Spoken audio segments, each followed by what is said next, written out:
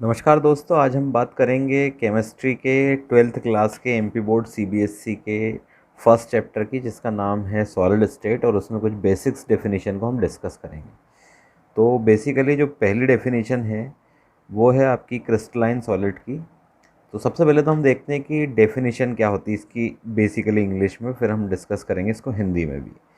तो crystalline solid की definition है, in this solid their constituent particles such as ions, atoms और molecules are arrange in regular order, for example diamond, sodium chloride और sodium sulphate.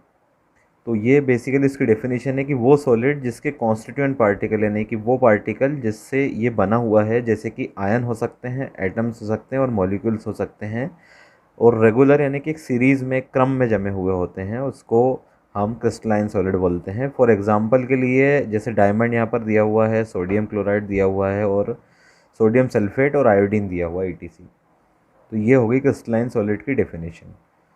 अब हम बात करेंगे इसके कैरेक्टरिस्टिक्स की। तो इसके कैरेक्टरिस्टिक्स की हम बात कर लेते हैं। कैरेक्टरिस्टिक्स में इसके बेसिकली 3 कैरेक्टरिस्टिक्स हैं जो ऑब्जेक्टिव टाइप क्वेश्चन या 2 मार्क्स के क्वेश्चन में बन के आ सकते हैं।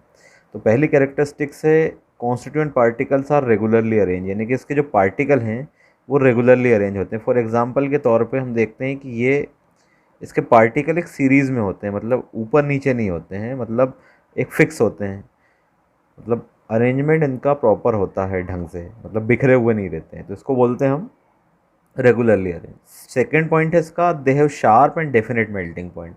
इसका जो मेल्टिंग पॉइंट रहता है, यानी कि ये अगर चीज़ कोई गर्म होती है जो क्रिस्टलाइन सॉलिड की बनी हो, तो उसका मेल्टिंग पॉइंट शार्प और डिफिनेट होता है, यानी कि एक फिक्स मेल्टिंग पॉइंट होता है। अगर कोई चीज़ मान लो कि 100 डिग्री पर गर्म हो रही है, तो वो 100 डिग्री पर ही गर्म होती है, उसके अलावा किसी दूसरी चीज़ पे गर्म नहीं होती।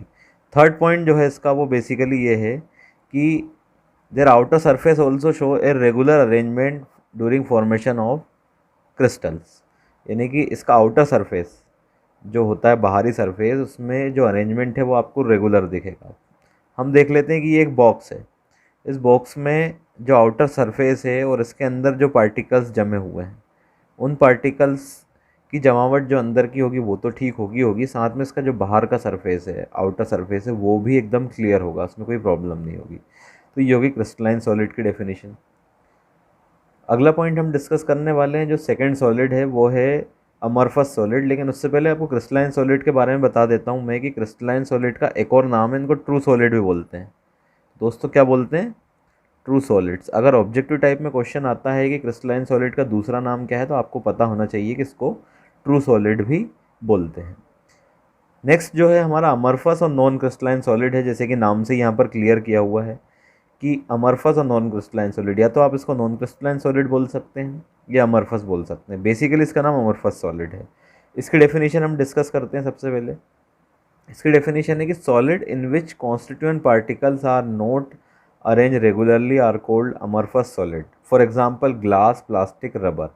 तो ग्लास और प्लास्टिक या रबर में से हम प्लास्टिक का एग्जांपल लेते हैं कि जब कोई प्लास्टिक बनाया जाता है तो उसके जो पार्टिकल हैं उनका अरेंजमेंट जो है वो इरेगुलर होता है, यानी कि ये मान सकते हो आपकी एक सीरीज़ में नहीं होता। जैसे एक पार्टिकल यहाँ पर है तो दूसरा यहाँ पर है, तीसरा यहाँ पर है, चौथा यहाँ पर है, यानी पार्टिकल की मैचिंग जो है वो एकदम क्लियर नहीं होती। इसलिए इसको अमरफस सॉलिड बोलते हैं या नॉन क्रिस्टलाइन सॉलिड बोलते हैं। इसके जो क्रिस्टल हैं वो ठीक से जमे नहीं होते हैं, यानी कि इसके क्रिस्टलों का जो अरेंजमेंट है वो ऊपर नीचे या फिर किसी और ऑर्डर में होता है। तो ये उसकी डेफिनेशन हो गई। अगले इसकी कैरेक्टरिस्टिक्स की हम बात कर लेते हैं।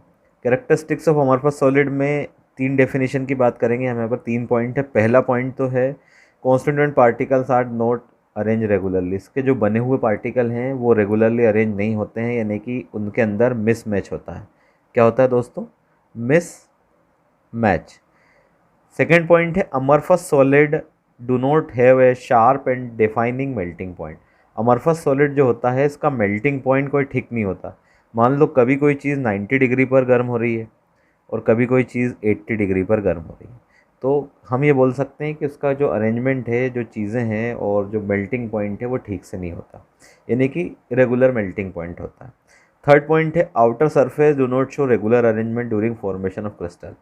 हमने जो क्रिस्टलाइन सॉलिड में पहले बात की थी उसमें जो अरेंजमेंट होता है वो एकदम फाइन होता है बाहर का, लेकिन इसमें अरेंजमेंट क्या होता है, आउटर सरफेस ठीक से अरेंज नहीं होता, और जबकि अंदर के पार्टिकल भी ढंग से जमे नहीं होते, हर के से ही फैले हुए रहते हैं।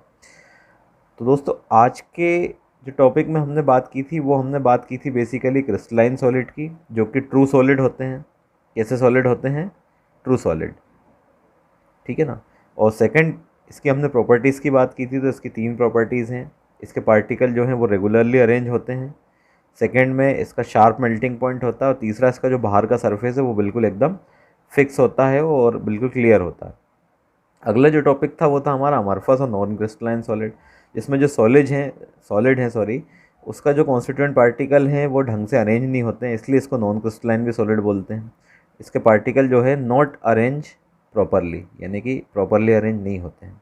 फिर इसकी प्रॉपर्टीज़ की हमने बात की थी कि इसके जो कॉन्स्टिट्यूएंट पार्टिकल है वो रेगुलरली अरेंज नहीं होते हैं। सेकेंड, इसका मेल्टिंग पॉइंट फिक्स नहीं होता, कुछ तो भी हो सकता है। और थर्ड पॉइंट जो था, इसमें जो क्रिस्टल होते हैं उनका रेगुलर अरेंजमेंट नहीं होता है। तो दोस्तों आज के टॉपिक में इतना ही, आगे हम डिस्कस करेंगे अगले केमिस्ट्री के टॉपिक को, जो 12th class CBSE MP board और अदर स्टेट के सारे बोर्ड्स के लिए इम्पोर्टेंट है।